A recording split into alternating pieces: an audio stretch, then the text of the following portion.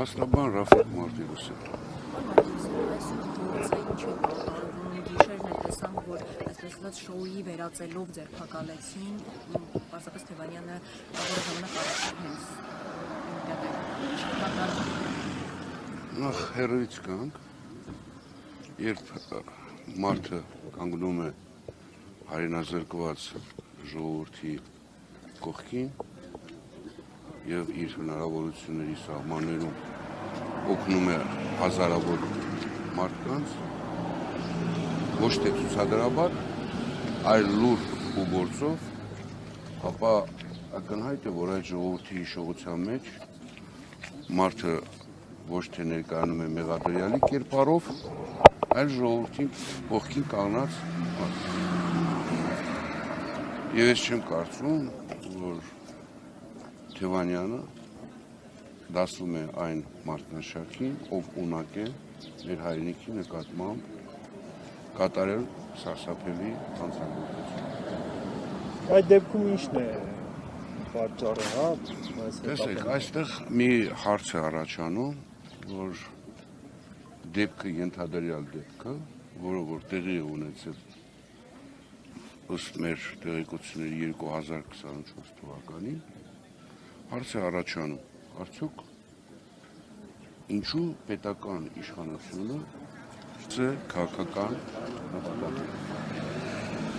հատկապես ընտրությունների եւ այս քաղաքական վարույթի նախաձեռնումը ոչ միայն ավարտվում է սոսկ մեղադրյալի կերպարով ներկայացնելու Թևանյանի, այլ նաեւ ստեղծում է վախի մթնոլորտ, ինչը բավարար հիմք է արդեն իսկ տվյալ ընտրությունները չեղարկելու համար, որովհետև այս գործընթացները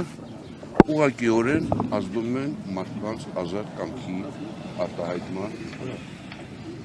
Այս է ամբողջ պատկերը այս իրադարձությունում մեր պատկերացնում։ Պարոն Մարտիրոսյան, դուք ասացիք, որ արցախցիների կողքին եք կանգնած եւ այդ միշտ Անդրանիկ Թևանյանը ինչ նկատի ունեք, առավելևս որ հիմա իրեն փաստորեն դավաճանության մեջ են եղել։ Բազմաթիվ հարցեր են եղել, իրավական հարցեր են եղել, որոնք կարիք են ունեցել թե խորհրդատվական առումով եւ թե իրավաբանական աջակցություն ցույց տալու առումով։ Եվ եթե հիշում եք, մենք նաեւ հուշագիր ենք ստորագրել կոնսուլ գրասենյակը Թևանյանի հետ եւ իրականացրել ենք օգնություն տարբեր բնույթի իրավական խնդիրների շուրջ։ Արցախցիներին։ Այո, եւ ձեզ